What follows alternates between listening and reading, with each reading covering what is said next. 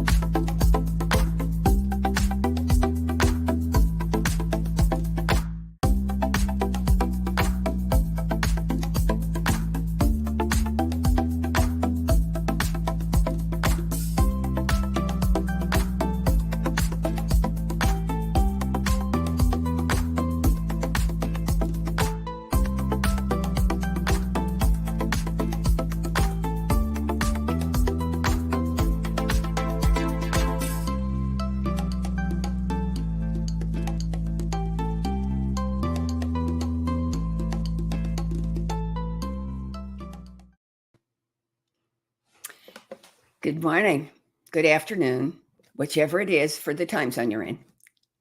And welcome to Global Focus Today. My name is Reverend Sharri Johnson, and I'm your host, and I am delighted to introduce our guest for today, Rev Dr Rick Moss. He is the author of this wonderful book called Drops of Wisdom. See the bookmark? I do. I've been reading it.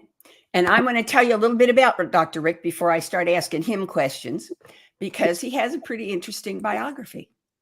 He spent the better part of the last 50 years, both personally and professionally, on healing and awakening. And I love that pairing of healing and awakening. For 20 years, he taught meditation and received a master's degree from Maharishi International University, studying education in the light of consciousness. He went to the University of Texas and completed a PhD in education. Upon completing his PhD, he realized that meditation alone doesn't release unconscious patterns. And he began to develop his own method. He now calls this method awakening greatness. I love the implication that it's in all of us, greatness. Absolutely. He works with groups and people worldwide. He's a noted speaker and teacher. And Louise Hay has said of his work, I found the work he did to be extremely helpful. You have a wonderful gift to offer the world. Well, that's like for a Catholic having the Pope say, good job. Rick studied at Emerson Theological Institute and became a minister of religious science. He served as the minister of prayer for 20 years, supporting the work of Dr. Bill Little at what is now the Center for Conscious Awakening in Pacific Grove, California.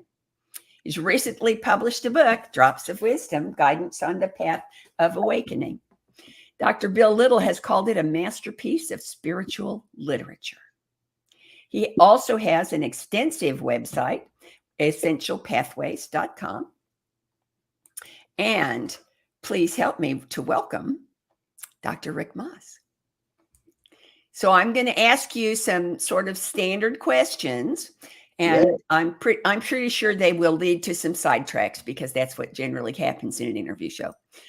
But first of all, just what brought you to Focus Ministry? Or if you'd like to start first with what does Focus Ministry mean to you? What does that term mean in your life?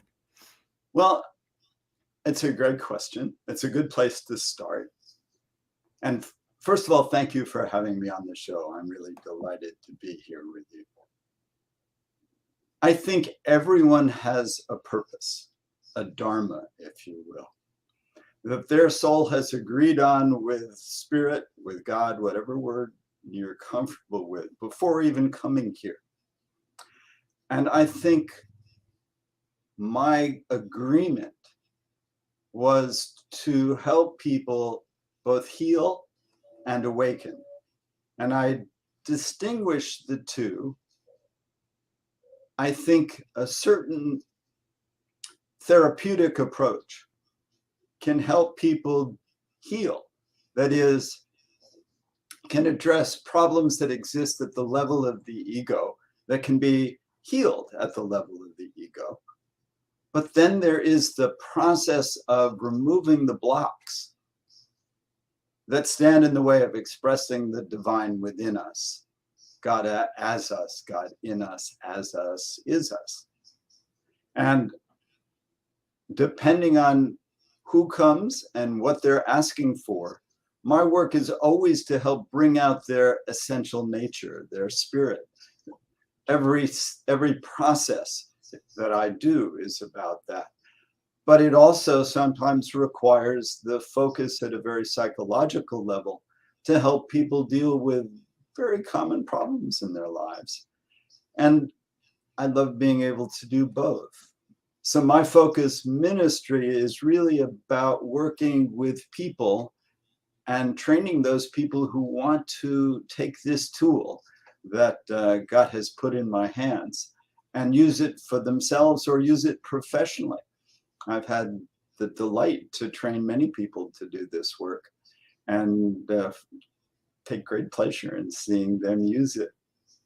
So the focus ministry is really about healing and awakening and being of service at the level that the person is calling out for. So if someone says, hey, I want you to work with this, I'm not necessarily working with that. It's disregarding their request. Although the bottom line is always bringing spirit to light. Okay. Well, that covers it pretty well. I like that. Cool. So what you're talking about, what I'm hearing you say is that for you, focus ministry is ministry that's focused on an individual. Yes. It's one person at a time. And it usually is, although I do love working with groups. And when I work with groups, guidance takes over. I'm sure we'll talk about guidance in a little bit, but guidance takes over and it assesses the whole group and says, this is what would serve the most people in that group to help work on. So I do love working with groups. It's almost like working with a group becomes one individual and guidance takes over. Okay. And so does your ministry serve some specific segment of the population, or do you who is your focus for? Who is your focus on? And how do you reach those people? How do you find them? For the last 40 years, it's been almost entirely word of mouth. Wow. The work is extraordinary. Not that I'm patting myself on the back, but the Spirit works through me with incredible precision. And people tell people about it. Now I have a book, which can get the word out. But getting a chance to be on your show and other shows like this allows me to share my gift with more people, which is very fun for me. And I guess the question was, well, how else do I get that word out? Well,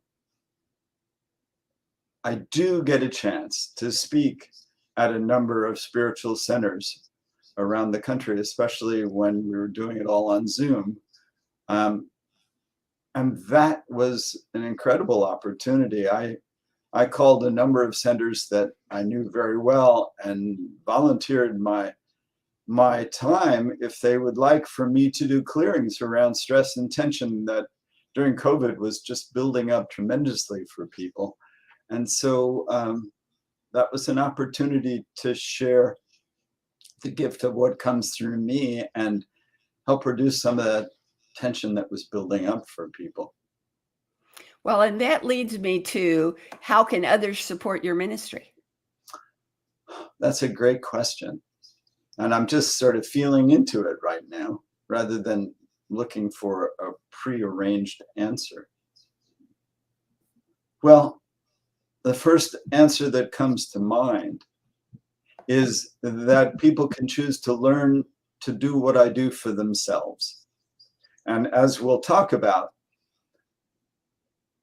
I specifically am open to guidance directing every step of the work that I do. And I'll tell you in a bit about how that came into being. But I train people to develop their ability to listen to guidance and to apply guidance to their own healing and to do their own work. And as we talked about, I do have a website so that after I work with people individually, either over the phone or Zoom, they can follow up on their own and do some of the work between our sessions or in lieu of sessions for free on the website. So that works really well for me because I don't want anyone to be dependent on me, and I'd love to train people to do this for themselves so they can get the word out that what is being offered here is really powerful and that you can learn to do it for yourself as well. So basically, God never shuts up and you teach people how to listen. Yeah, I like that. So next question is, what is your vision for the future of your ministry? Where do you see it going from here? That would again be the training. I don't want to sound like I'm patting myself on the back because I don't take any credit for it.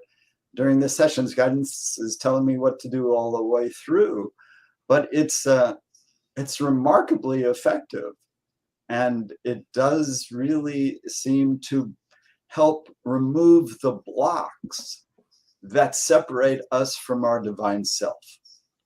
And when we remove those blocks, which I think is what our purpose is here, is to devote ourselves to removing whatever stands in the way of our being the divine, holy being that God made us, then we get to shine through, and to be able to share that with people is just a thrill. Well, I'm pretty sure you just answered my next question, which was, how does your ministry support or expand conscious evolution? Okay. Yes. So let's go back to the idea that we're already enlightened. I loved in your intro talking about the path to enlightenment. And we could call it, as I did, the path of awakening. It's the same thing. And what it is that we're already whole, complete, and enlightened. When I studied with Maharishi Mahesh Yogi, I spent 20 years studying with him. When I left Switzerland, the last time I saw him, he said to me and the little group that was departing, I want you to know that you're already enlightened. And what he meant by that is that it's all there in you. Everything, your fullness, your wholeness, your greatness, it's all there. It's just waiting to be brought to the world. And how do we do that? Is we have to find the blocks, the limiting beliefs and the retained emotions that lock us in the ego, where we're thinking about my, me, and mine, and we're in a very limited sense of awareness, holding on to what we think is going to make us happy, but doesn't, because it's limited, it's restricted, it's not the fullness of spirit. So finding that fullness within ourselves and bringing it to the world, especially through the use of unconditional love directed to those limited beliefs and retained emotions and presence, is extremely powerful, because that's God working through us. Well, you're just on the edge of anticipating my next question.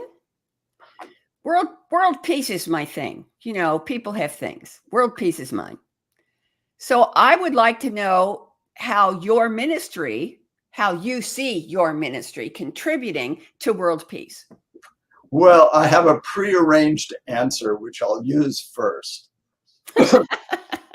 Because Maharishi answered that question for me once.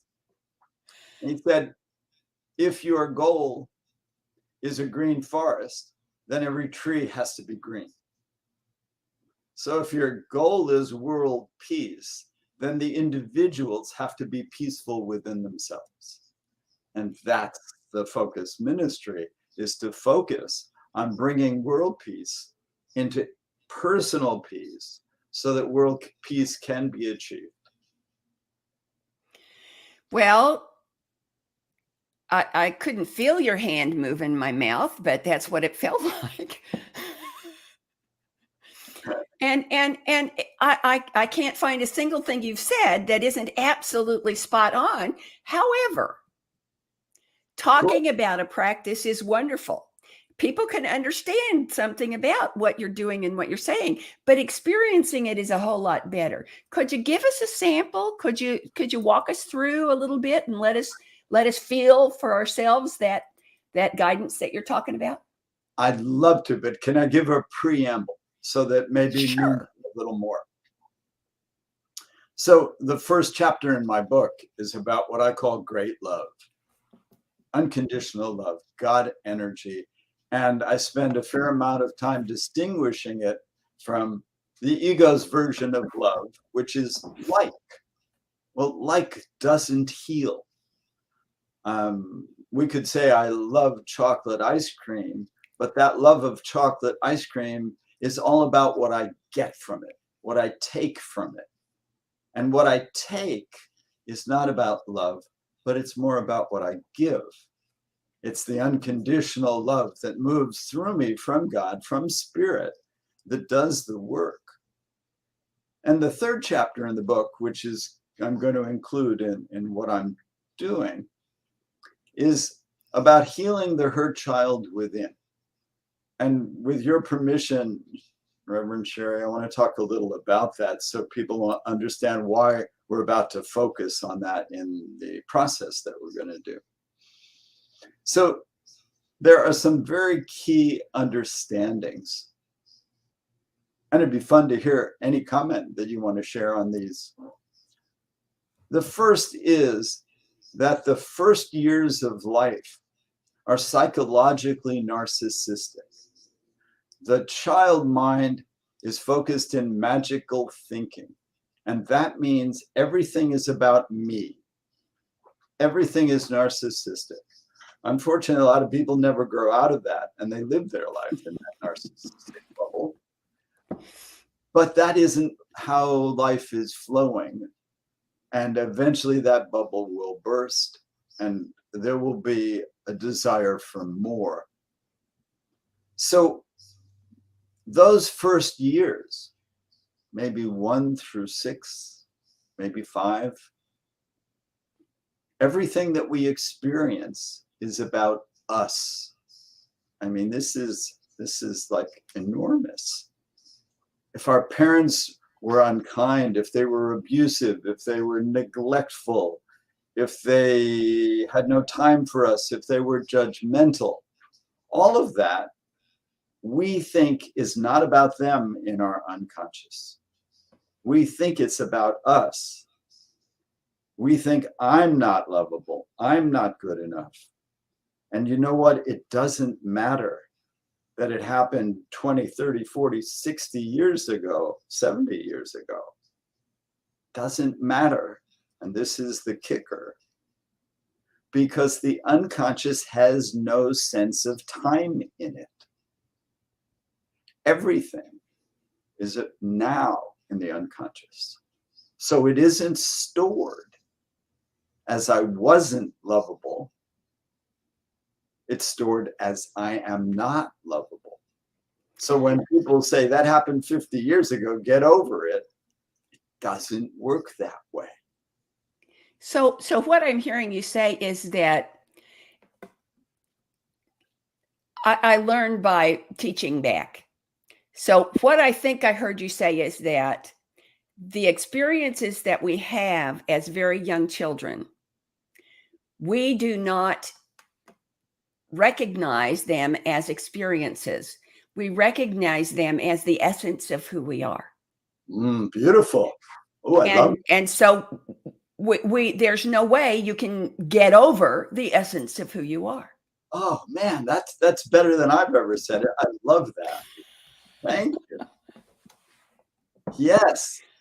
Now the bummer here is, oh, that's a nice spiritual term. I like that one. Oh, good. I like salty language like that. So the downside, if you prefer, oh, no, I like bummer. I was serious. I really liked it. Okay. The bummer is that it's still there, even though it's 60, 70 years later. The upside, there's no time sense in the unconscious, which means that we can give it exactly what it wants and needs to heal right now. And it doesn't matter that the wound happened 60 years ago. It's all right now. So that hurt child, which is the memory of abuse or neglect or shaming or not getting what they want or failing, that memory is accessible in this moment for healing. And love and attention, all are God energies. That's what does the work. And so the work that we're about to do is a way of using visualization to direct the God energy of unconditional love and presence to the limited beliefs that lock up our essence into the misperception that we're something unlovable and not good enough. And then it changes. It heals. The bubble that we're about to work on is gone, and what shines through, and what I think people, and you will notice as we go into the clearing, as I call it, is that we started out in a very limited, restricted place in the ego, and we ended up in an expanded place in ourself. Now, there were a lot of those moments, a lot of bubbles. It's like a jigsaw puzzle. So we go in there and we'll find a piece of your limited self-identity. And we'll do the work to take that piece out and replace it with nothing so that God can shine right through that piece. But that doesn't mean there aren't other pieces. There were many events that contributed to the pattern of self-diminishment or giving oneself away or doubting oneself or whatever that pattern turns into.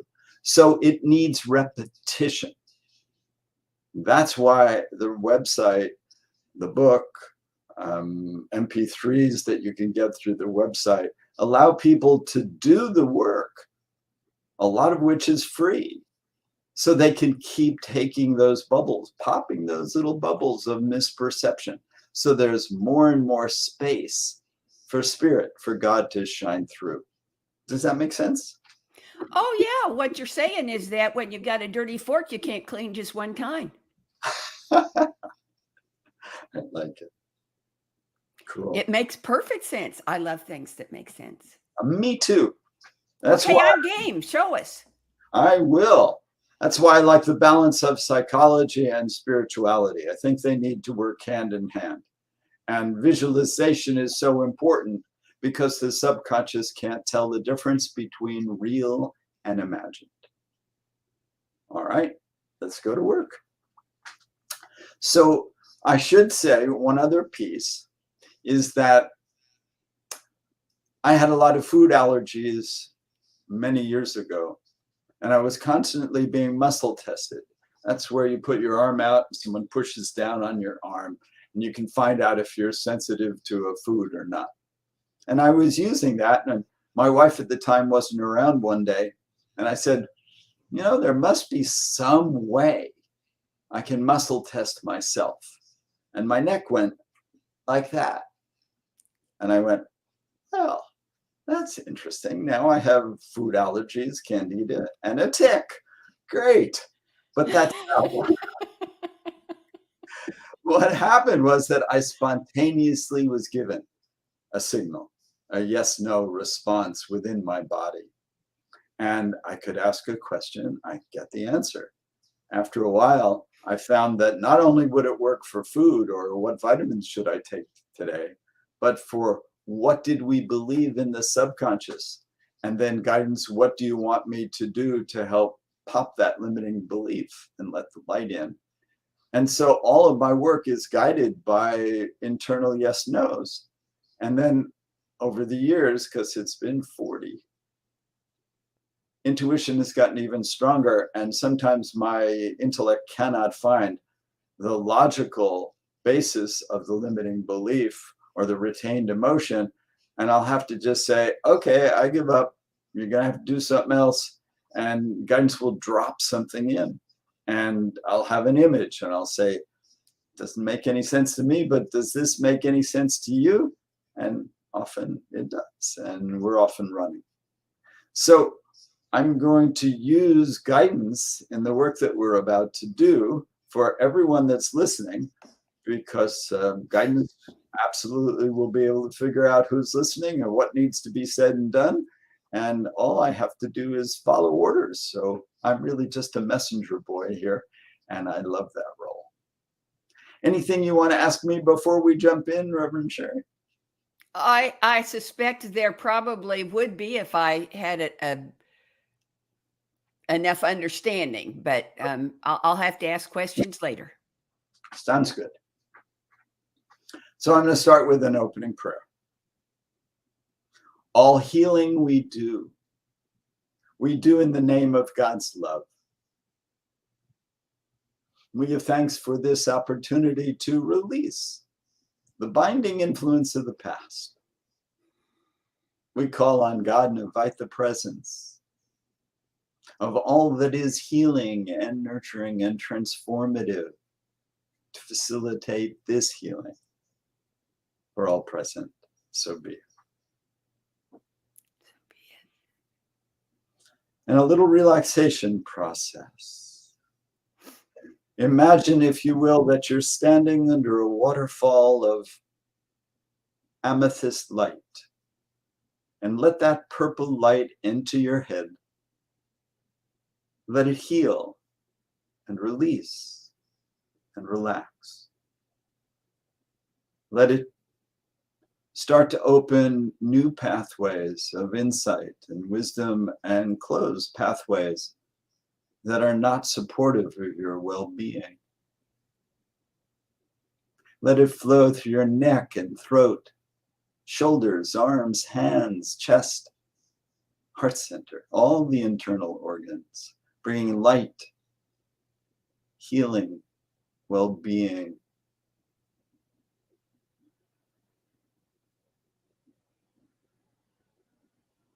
Let it flow through your spine, your hips,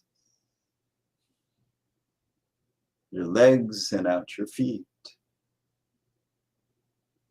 And tune in, if you will, and see if you can feel a current of that healing amethyst energy moving through your body. I can feel it moving through mine, and I'm assuming other people can feel it too, because it's showing up. And even as I say this, I feel it getting stronger. So we're going to invite this stream of healing energy to flush out of our body any stress, tension, fear, resistance that's ready, willing, and able to go. We're going to say, thank you, God. This is beautiful. And I choose to release into this stream all that is not in my highest good. All that my ego has been holding on to as a false sense of me. So that the light, the presence, the love can flow through me now. And do the work that Spirit has ordained for our meeting today. Just let that flow for a minute while I ask guidance, what is the limiting belief that most, if not all of us, share that would be useful to shed some light on? Okay. So going back to what we said about those narcissistic, magical years where we believe that everything is about us. We were looking to get something that we didn't get attention or love or support. And if we didn't get it all of the time, some of the time, even a little of the time, it created a misperception that I think all of us share. And that misperception at the unconscious level, now we're not talking about the conscious mind, which is 2 to 3% of our equipment. We're talking about that other 97% that we may not have any awareness of. So in there, from childhood and then strengthened later on, because all patterns really derive out of experience in childhood and just get reinforced over and over again. And so this limiting belief says who I am is not enough, and there's something wrong with me. There's something wrong with me. Now, just feel into your body. Feel into that there's something wrong with me. And you may find some place in your body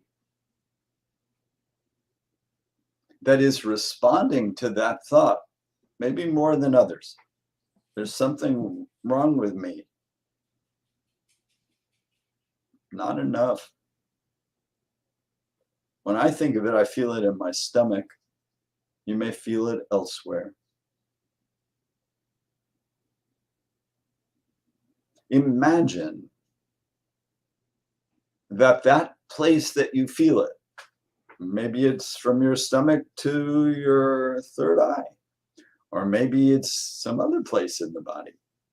But imagine that place is a room. And that room is filled with this energy. There's something wrong with me. Not enough. Now use your felt sense, your creativity, and you can't be wrong, to ascribe some sort of visual to what's in that room. You're not in that room, you're looking in through a window. But that there's something wrong with me is in the room in some fashion. It could be a monster. It could be black or white or purple energy. It could be anything. But feel into it. See what feels most specific for you. And don't be afraid of getting it wrong. It will work no matter what. Great. Hopefully everyone has found something. If you found nothing, use the idea of sort of rancid smoke. But that's only if you didn't find something for yourself. Now, you are outside of that room, and you are your best self, your divine self.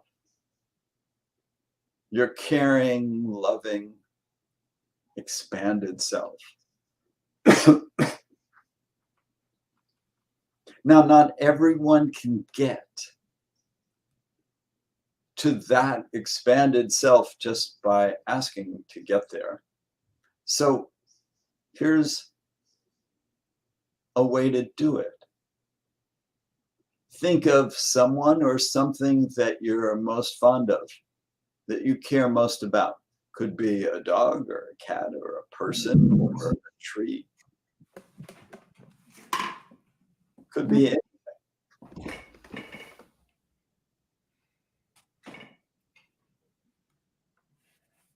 Okay.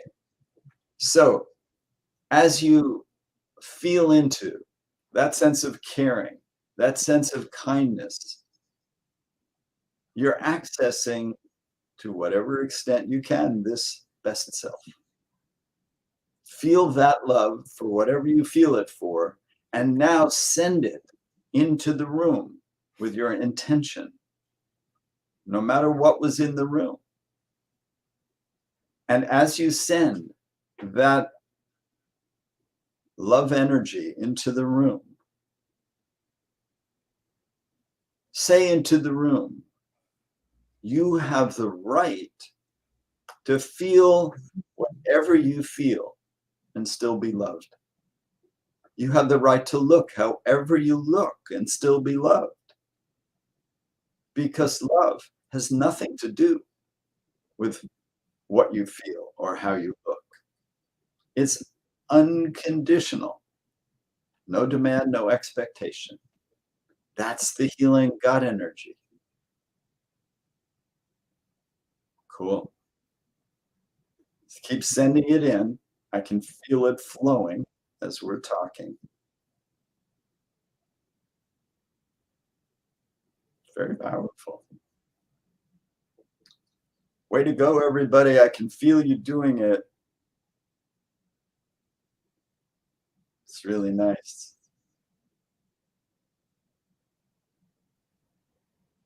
Now go into the room if you're scared.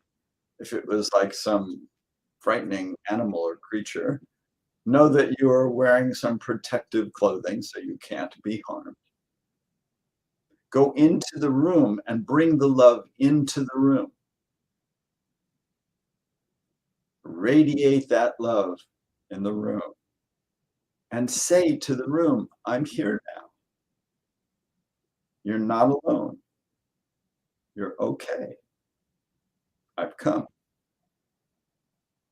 What is going to happen is that there will be a little boy or a girl that will eventually show up in that room. She or he was holding that feeling of there's something wrong with me, I'm not enough. And this is a manifestation of that self-judgment that is being cleared away by the love that you're bringing into that room. That's it. Very nice. I'm loving it. Cool. Now, let's say arbitrarily that that little girl or little boy was hiding in the corner and you see them now. And you move a little in their direction, not wanting to scare them.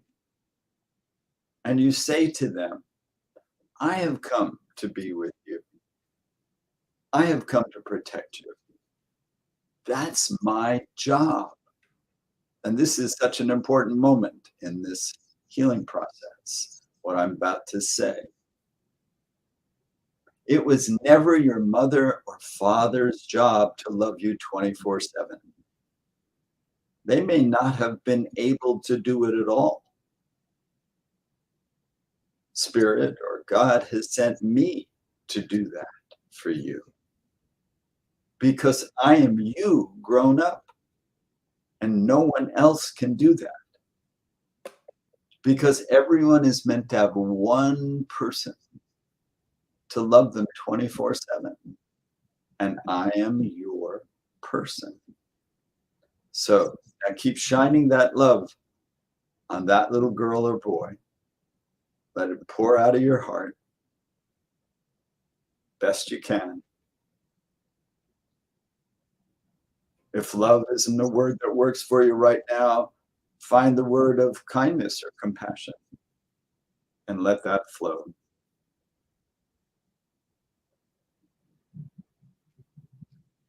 Ask the little girl or boy, could you come and sit next to them? If they say yes, wonderful. If they say no, congratulate them. for their ability to say what they feel and that you respect that. They don't have to perform in any way for you to love them, you tell them. So no is just as good as yes. Now, as soon as I say that, I can feel more receptivity on the part of the child. They don't have to perform. That takes them off of the hook because they believe they can't perform rightly.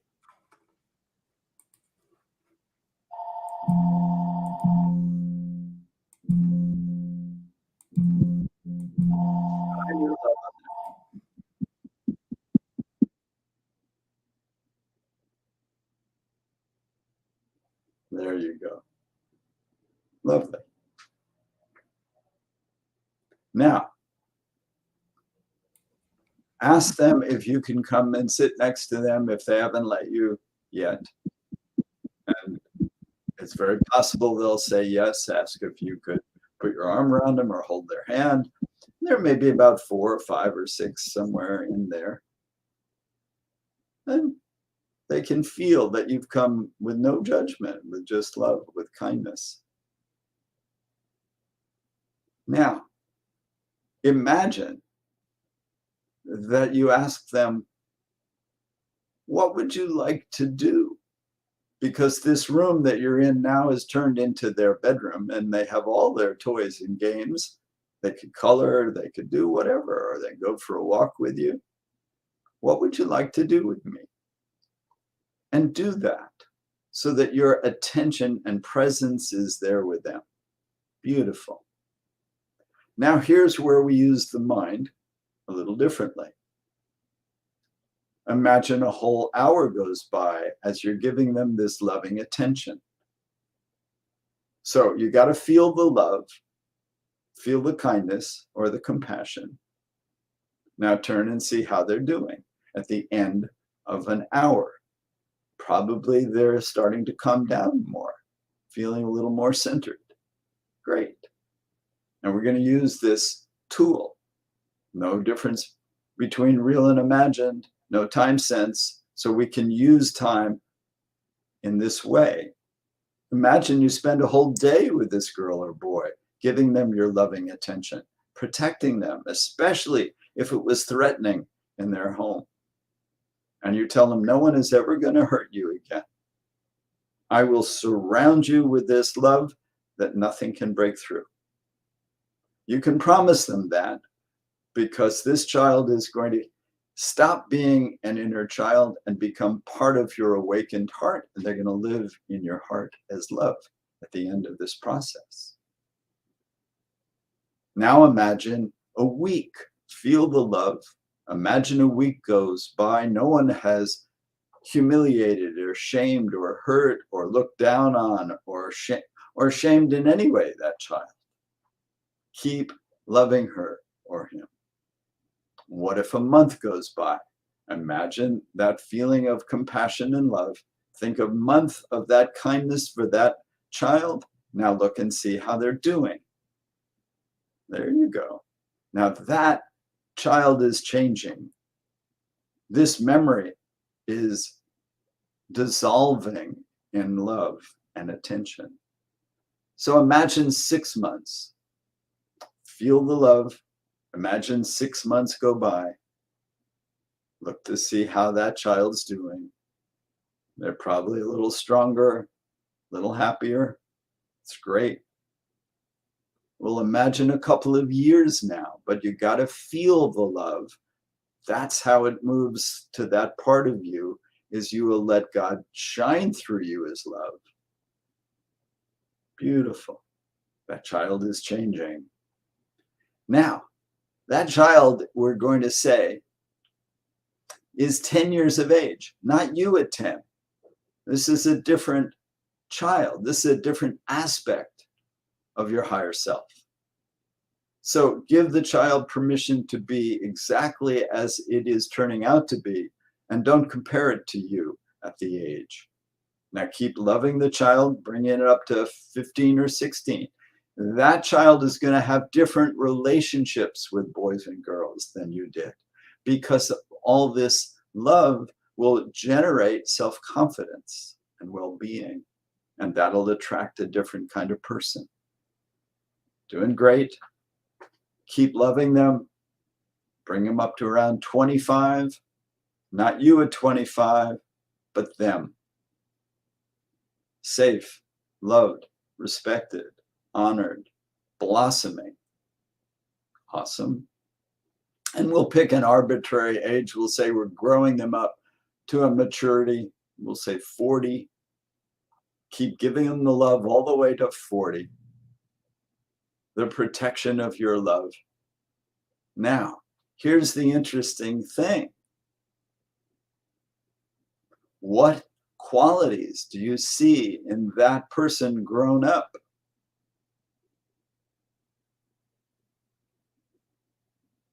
And Reverend Sharri, if you're willing to share, if you did it along with me, what do you envision? What do you imagine that that child is like grown up with that love and safety?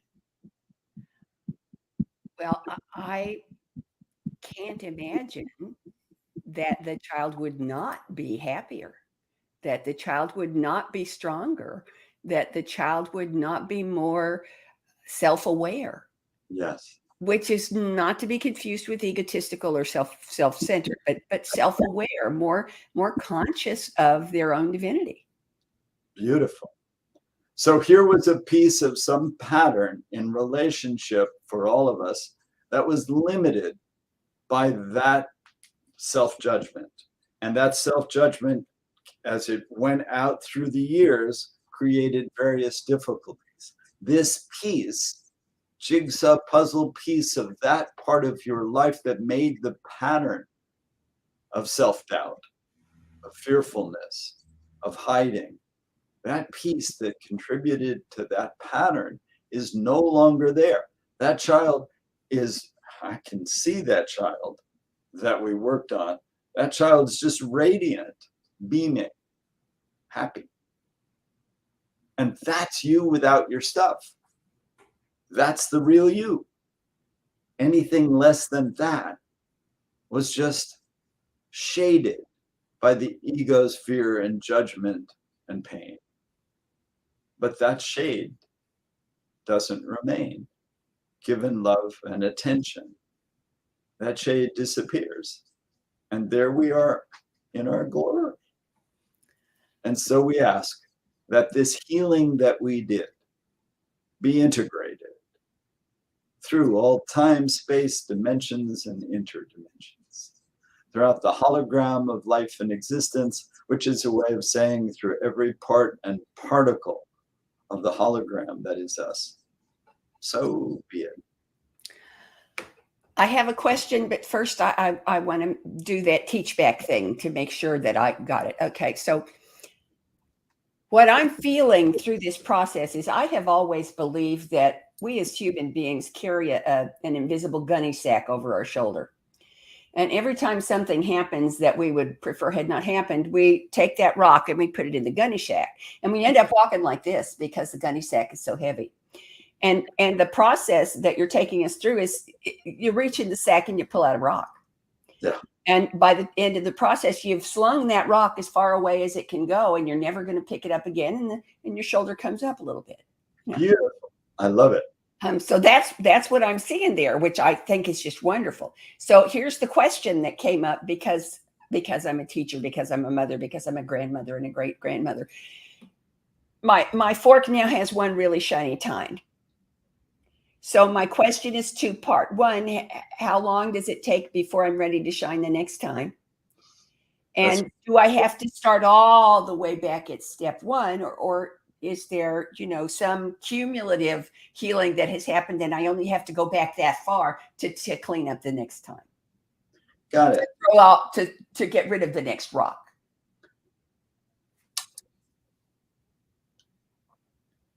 I can answer the question for you individually, or I can answer the question for everyone, because it's different depending on how intense the challenge and abuse was in childhood, as to how that rock needs to be loved into relaxation. It's totally different for Gotcha. different people. Yeah. That's the general answer. But here's the thing that I have noticed. It usually takes a number of sessions to make significant headway with the wounded child within. And there's not one, in my sense, that there's all these pieces of memory that need to be loved out of existence so that what's behind them, us, shines through. And what I've seen is that a number of people will do some of the work, and then guidance will start to, if you think of it as popping bubbles, they'll start making all these little animal creatures of bubbles, and they'll pop them all at once. So I've seen both happen, that it takes a long time because there was so much trauma that we're going to be working for a while, or that it goes quickly. So are you familiar with the story of the 100th monkey? Because you just told it. I am. I love it. That's what I'm hearing. That's wonderful news. The 100th monkey is my favorite metaphysical fairy tale, even though I know it's not completely a fairy tale, because I firmly believe that everything that is wrong with anybody, anywhere, is eventually going to get made right when the 100th monkey comes to understand the truth about it. And what you're telling me is that we can be our own 100th monkey. Lovely. It just takes some time, some faith in the monkey, and to be willing to keep being the monkey until you get to where, you drop the potato in the salt water and it tastes good, and so you wash the potato from then on, and life is a happy ever after. I like it. That's cool. great. Well, that's marvelous. Thank you so much. My pleasure. And could we please run the banner again with the website and the email for Dr. Rick? Because I think there are folks looking for it now who might not have been looking for it a while ago. That's great. Is there anything else that I didn't ask you that you think would be an important thing for you to talk about? Because this is your time. So if there's something else you want us to know about you, or something else you want to ask, this is the time to do it. I'd like to talk a little about the book from the perspective that there are three critical elements to Drops of Wisdom: Guidance on the Path of Awakening, which is the subtitle for the book. And that is the path of awakening, drops of wisdom, and guidance. Those are really the essential aspects. The book is really to support us on our journey to awakening. And by awakening, I mean the process of becoming more. So we start out with a very limited more. Me, mine, this is what's important. That's about a constricted ego more. And then as we do the work to expand the heart, to open the mind, to let love move through us, we start to expand into caring about more people and more things, and life expands more. And our consciousness starts to embrace and expand more. And it doesn't stay just at the egoic level. It starts to unfurl the full potential of its ability to be established within consciousness itself, just still and observing the egoic part of our mind. And so the book is very much about how do we make that journey. There are 15 different chapters to it, and each chapter is supported by what I think are some of the most brilliant minds that I've ever encountered, and their insightful statements. And those are what I call the drops of wisdom. And occasionally guidance comes through my mouth, and a drop of wisdom is attributed to me, but it's not Rick, it's that it came through Rick. I felt guidance very strongly in this book. I have tried to write this book for 20 years and kept throwing away my draft each time because I would look at what I wrote and it was very heady and it was very factual and I couldn't hear spirit under the words. This time, boy, it took 2 years and I loved doing it because spirit was just writing it through me and I could feel it. One of the comments that people make about the book is they can hear a voice under my voice. And I love that because that's what I felt when I wrote it. So these drops of wisdom, they're throughout the book and they're used specifically in different ways to bring a particular piece of the awakening process into sharp focus.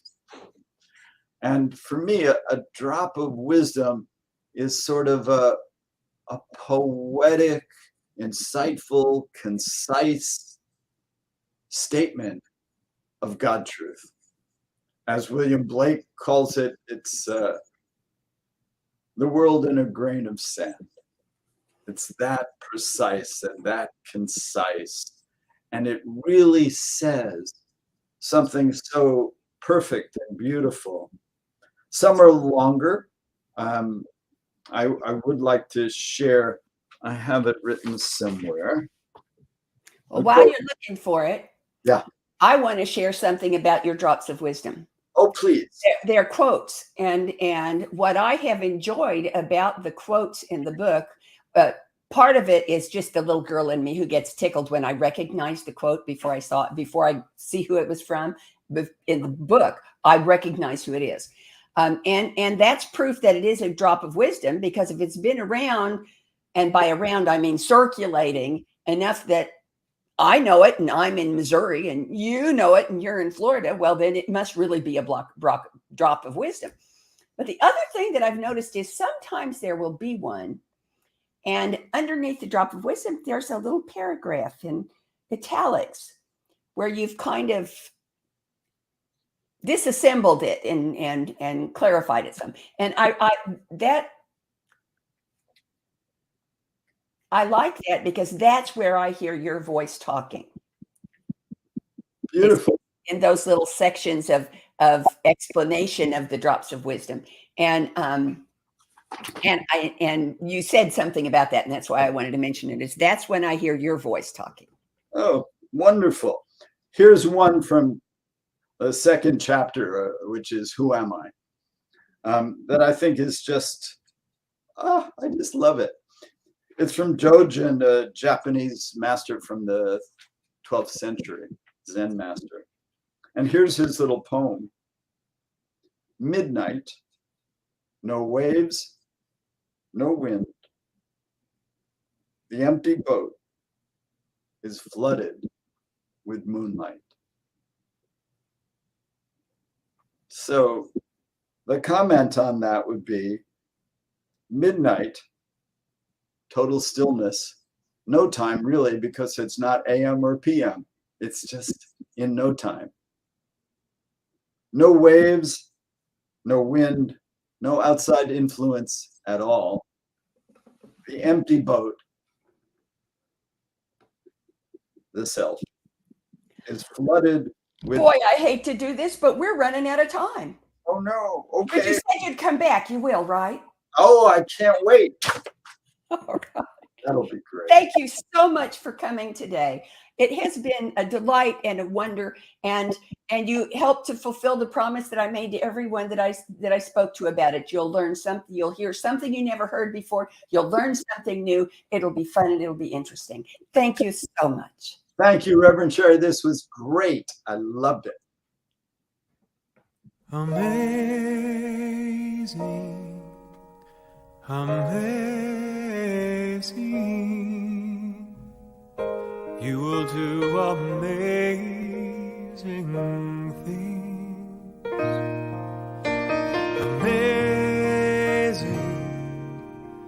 amazing, you will do amazing